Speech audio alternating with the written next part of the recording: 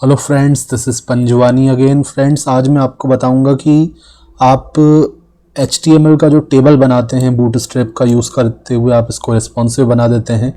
But अगर आप इसमें चाहते हैं कि एक सर्च का ऑप्शन आ जाए, कुछ एक्सपोर्ट बटन्स आ जाएं, ताकि आप इस टेबल का जो डेटा है वो एक्सपोर्ट कर पाएँ एक्सेल फाइल के फॉर्म में, CSV फाइल के फॉर्म में, या फिर इसका प्रिंट कर पाएँ एंड नीचे पेजिनेशन आपको मिल जाए कि एक पेज में 10 रिकॉर्ड्स आएँ या 25 रिकॉर्ड्स आएँ। ठीक है, क्योंकि अगर हम डेटा ऐड करते जाएंगे टेबल में तो एक पॉइंट ऑफ टाइम ऐसा आ जाएगा कि पेज का लेंथ काफ़ी ज़्यादा इंक्रीज़ हो जाएगा, हमें नीचे स्क्रॉल करना पड़ेगा। ठीक है, तो हम चाहते हैं एक पेज में 10 रिकॉर्ड आएँ, एक पार्टिकुलर लिमिटेड रिकॉर्ड्स आएँ, उसके बाद हमारे पास नेक्स्ट पेज का ऑप्शन आ जाए। नेक्स्ट पे हम क्लिक करें तो बाकी के रिज़ल्ट, फिर नेक्स्ट पे क्लिक करें तो बाकी के रिज़ल्ट। तो वो हम कैसे कर सकते हैं। एंड कोई भी आपने अगर HTML का टेबल आपने बनाया है, बूटस्ट्रैप का यूज़ किया है उसमें, तो आप कुछ CDN जो पहले से बने हुए हमें CDN मिलते हैं उनका यूज़ करके आप इसको एक्सपोर्ट बटन्स एंड सर्च वगैरह का जो ऑप्शन है, पेजिनेशन वगैरह, इसमें लगा सकते हो। और डेटा हो सकता है आपका स्टैटिक भी हो सकता है इसमें। अभी मेरा जो डेटा इसमें आ रहा है वो डायनामिक आ रहा है, मतलब डेटाबेस से फैच करके मैं रिज़ल्ट को यहाँ पे डिस्प्ले कर रहा हूँ। ठीक है, आप चाहो तो अगर इसमें स्टैटिक डेटा है तब भी आप लगा सकते हो। ठीक है, अगर मैं इसका कोड आपको दिखाऊं तो ये आप देख रहे हो, ये वाला पेज है, इसमें मैंने टेबल को बनाया हुआ है। टेबल यहाँ से स्टार्ट हो रहा है एंड यहाँ पे एंड हो रहा है। अब इसमें जो डेटा आ रहा है वो मेरा डेटाबेस से आ रहा है।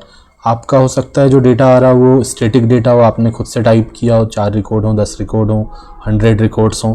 अब अगर 100 रिकॉर्ड्स हैं तो आप चाहते हैं अगर एक पेज में केवल 10 रिकॉर्ड्स आएँ तो आप इजीली ऐसा कर सकते हैं। आपको कोई अलग से पेजिनेशन का कोड नहीं करना है। ठीक है, आप बने हुए CDNs का यूज़ करके ऐसा कर सकते हैं। मैं आपको बताता हूँ। एंड आपका जो डेटा अगर फैच होके आ रहा है तो वो किसी भी लैंग्वेज के थ्रू आ रहा हो, जैसे अभी मैं ये जो मेरा कोड है वो पाइथन जेंगो पे है, आपका PHP पे हो, JSP पे हो, ASP पे हो, किसी भी लैंग्वेज पे हो। बट अगर आपने HTML का ये टेबल यूज़ किया है एंड आपने ये क्लास लगा दी है उसमें टेबल, जो कि बूटस्ट्रैप की क्लास है, एंड आपको बस ये ध्यान रखना है कि आप जो टेबल बनाओगे उसमें T हेड का आपको यूज़ करना है एंड T बॉडी का भी आपको यूज़ करना है। एंड जो ऊपर आपने नंबर ऑफ़ कॉलम्स दिए होंगे, ठीक है, आप देख रहे हैं जो T हेड के अंदर मेरे नंबर ऑफ़ कॉलम्स कितने हैं, 5 हैं। तो T बॉडी के अंदर भी मेरे नंबर ऑफ़ कॉलम्स कितने होने चाहिए, 5 होने चाहिए। ठीक है, तो इस चीज़ का आपको ध्यान देना है। एंड अब आपको कैसे अप्लाई करना है वो मैं आपको बताता हूँ। जस्ट आपको गूगल पे सर्च करना है data table with export buttons. ठीक है, आप data table with export button लिख के सर्च करेंगे तो आपके पास ये वेबसाइट आ जाएगी datatables.net। यहाँ पे लिखा है HTML5 एक्सपोर्ट बटन्स। इस पर आप क्लिक करेंगे तो आपको यहाँ पे इसका प्रीव्यू मिल जाएगा कि आपको किस तरीके से डिस्प्ले होगा। आपको यहाँ पे ऊपर 4 बटन्स दिखेंगे, copy, Excel, CSV, PDF, and एक सर्च का ऑप्शन दिखेगा। एंड यहाँ पे आप देखो, इस पर क्लिक करके आप इसको अरेंज भी कर सकते हो। ठीक है, इंक्रीमेंट डिक्रीमेंट ऑर्डर में आप इसको अरेंज भी कर सकते हो। एंड ये पेजिनेशन आप देख रहे हो। तो अगर आप चाहते हो कि आपका जो टेबल है HTML टेबल, उसमें आपको ये डेटा टेबल अप्लाई करना है तो जस्ट आपको यहाँ पे कुछ कोड दिया रहेगा जावास्क्रिप्ट का, HTML का, CSS का, बस यही आपको अपने कोड में लगाना है। तो सबसे पहले जावास्क्रिप्ट का कोड, ठीक है, ये jQuery का कोड है, तो इसको हमें कॉपी कर लेना है। इसको कॉपी करके हम क्या करेंगे, जहाँ पे भी हमारा टेबल है, ठीक है, आप चाहें तो कोई एक्सटर्नल फाइल बना के उसमें भी कोड लिख सकते हैं या फिर आपने जहाँ टेबल बनाया वहाँ पे भी रख सकते हैं। तो ये जावास्क्रिप्ट का कोड हमने कॉपी किया तो इसको स्क्रिप्ट के अंदर हम डालेंगे। आपको पता होगा कि जावास्क्रिप्ट का, jQuery का जो भी कोड होता है वो स्क्रिप्ट ओपन स्क्रिप्ट क्लोज के अंदर लिखते हैं। तो इस वाले पेज में मेरा टेबल है, यहीं पे मुझे डेटा टेबल अप्लाई करना है। तो मैंने स्क्रिप्ट ओपन स्क्रिप्ट क्लोज के अंदर ये वाला डेटा डाल दिया, ये वाला जो कोड था जावास्क्रिप्ट का वो डाल दिया। उसके बाद कुछ CDN है, ये सारे के सारे CDN आपको कॉपी करने हैं। ठीक है, ये जितने भी CDN है वो सारे के सारे, ये सारे JS के CDN है। आप देखो लास्ट में .js लिखा है। तो इसको भी हम यहाँ पे पेस्ट कर देते हैं। या तो आप हेड टैग बना सकते हो, अभी मैंने हेड टैग नहीं बनाया तो मैं डायरेक्ट पेस्ट कर देता हूँ। ठीक है, यहाँ पे मैंने पेस्ट कर दिया। एंड अब ये क्या है, जेएस के एक्सटर्नल लिंक है। तो जेएस के जो एक्सटर्नल लिंक होते हैं उसको आप स्क्रिप्ट टैग के अंदर रखते हो। आप स्क्रिप्ट को ओपन करोगे एंड लास्ट में क्लोज कर दोगे। एंड साथ ही साथ आपको यहाँ पे लिखना पड़ेगा स्क्रिप्ट src इक्वल टू, ठीक है, ये जो लिंक है उसको आपको src के अंदर रखना पड़ेगा। Okay, script src equal to double quotes के अंदर आपने ये लिंक दे दिया जो आपका एक्सटर्नल CDN लिंक है। एंड यहाँ पे आपका ओपन वाला टैग क्लोज हो रहा है एंड यहाँ पे क्लोजिंग टैग। तो यही वर्क आपको सभी में करना है, जितने भी ये सारे CDN है। तो इसी को मैं कॉपी कर लेता हूँ एंड सभी में पेस्ट कर देता हूँ।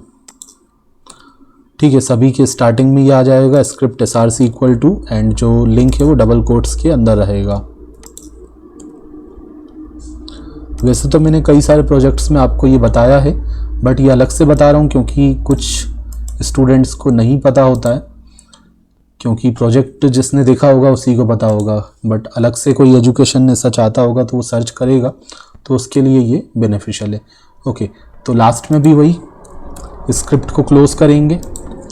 तो कोई भी जब आप एक्सटर्नल जेएस की फाइल इंक्लूड करते हो अपने कोड में तो ये तरीका होता है, आप उसको स्क्रिप्ट के अंदर src एट्रीब्यूट का यूज़ करते हुए लिंक करवाते हैं। ओके, तो ये तो सारी हो गई जावास्क्रिप्ट की फाइल्स, जावास्क्रिप्ट के ये सारे CDN है। एंड सिमिलरली अब हम देखते हैं HTML। अब देखो HTML का कोड यहाँ पे दिया है। ठीक है, HTML में आप देखो ये टेबल है, टेबल के अंदर t हेड का यूज़ किया है, t बॉडी का यूज़ किया है, बट टेबल तो मैं ऑलरेडी बना चुका हूँ तो मुझे टेबल फिर से बनाने की ज़रूरत नहीं है। तो बस मुझे क्या करना है, यहाँ पे एक चीज़ का ध्यान देना, यहाँ पे ID दिया हुआ है, तो ये ID मुझे ध्यान से कॉपी करना है एंड यहाँ पे पेस्ट करना है अपने टेबल में। ठीक है, बाकी ये क्लासेस आपने लगाई हैं नहीं लगाई हैं उससे कोई प्रॉब्लम नहीं है, बस आपको टेबल में ये ID ज़रूर देना है। ठीक है, ये ID आपने दिया एग्ज़ाम्पल, एंड ये एग्ज़ाम्पल यहाँ पे क्यों दिया है ID, क्योंकि आप देखो आपका ये जो JavaScript का कोड था उसमें भी यहाँ पे एग्ज़ाम्पल लिखा हुआ है, हैश एग्ज़ाम्पल। ठीक है, तो आपको यहाँ पे भी एग्ज़ाम्पल देना है, ID में भी आपको एग्ज़ाम्पल लिखना है। तो जो आपने यहाँ पे ID इक्वल टू करके लिखा है वही आपका यहाँ पे होना चाहिए हैश के बाद। ओके, एंड उसके बाद ठीक है, HTML में हमें करने की कोड की ज़रूरत नहीं है क्योंकि मैंने ऑलरेडी किया हुआ है। अगर आपने नहीं किया है तो आप इसको भी कॉपी कर सकते हैं। एंड उसके बाद CSS।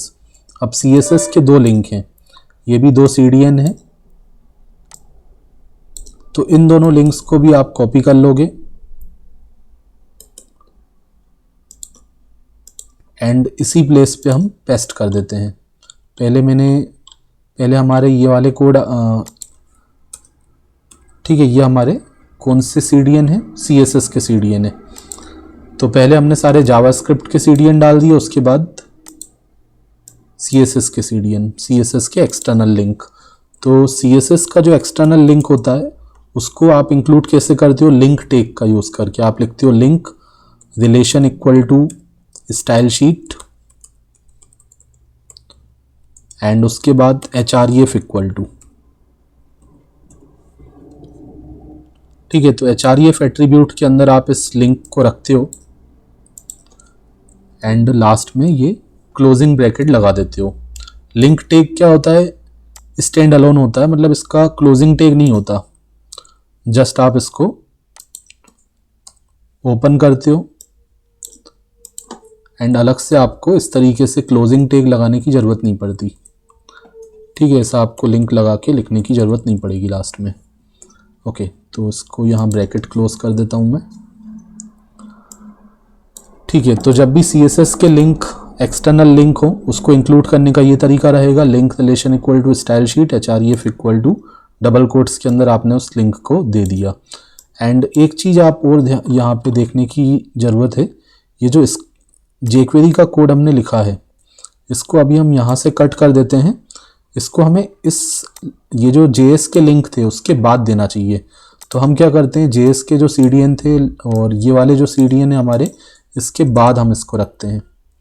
ठीक है, तो प्रॉब्लम नहीं आएगी। मे भी प्रॉब्लम आ सकती है आप ऊपर दें, क्योंकि CDN हमने बाद में लगाए हैं एंड पहले हम jQuery का कोड कर रहे हैं, तो प्रॉब्लम आ सकती है। तो इसीलिए मैंने पहले JS के लिंक दे दिए एंड जो हमारे CSS के लिंक थे वो भी दे दिए, उसके बाद मैंने ये jQuery का कोड किया हुआ है। ओके, अब आप इसको रिफ्रेश करेंगे तो आप देखो यहाँ पे डेटा टेबल आ चुका है आपके पास। ये कॉपी, एक्सेल, CSV, PDF, ये सारे एक्सपोर्ट बटन्स आ गए एंड आप देखो पेजिनेशन आ गया। अभी मेरे पास 2 ही रिकॉर्ड्स हैं यहाँ पे, तो ओनली 1 आ रहा है यहाँ पे।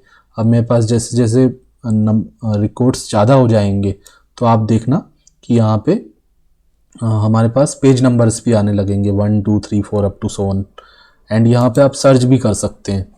ठीक है, मैंने कुछ सर्च किया तो आप देखो किसी भी फील्ड के थ्रू आप सर्च कर सकते हैं। आप डेट से सर्च करो, जो भी आपकी फील्ड्स हैं, स्टेटस है, एक्शन है, डोनेशन डेट है, डोनेशन नेम है, तो मेरी जो भी फील्ड्स हैं मैं किसी भी फील्ड से सर्च कर सकता हूँ। ठीक है, मैंने 2 लिखा तो इन दोनों में 2 आ रहा है, इसीलिए दोनों आ रहे हैं। ओके,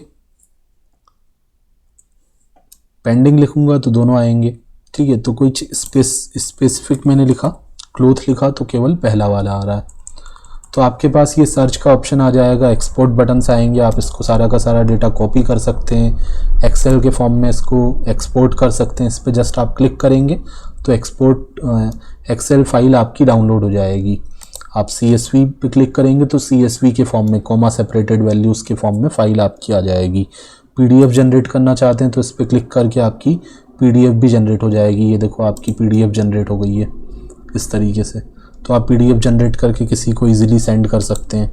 ओके, तो इस तरीके से आप ये डेटा टेबल्स अप्लाई करते हैं। सो आई होप कि आपको समझ में आया होगा। बैकएंड का कोड कुछ भी हो, आपका डेटा स्टैटिक तरीके से आ रहा हो या डेटाबेस से आ रहा हो, मतलब डेटाबेस से फैच करके आपने दिखाया हो, और आपका कोड मतलब जो डेटाबेस से डेटा आया है तो किसी भी तरीके से हो सकता है। आपने हो सकता है PHP का कोड लगा के डेटा फैच किया हो, या फिर JSP का कोड लगाया हो, ASP का लगाया हो।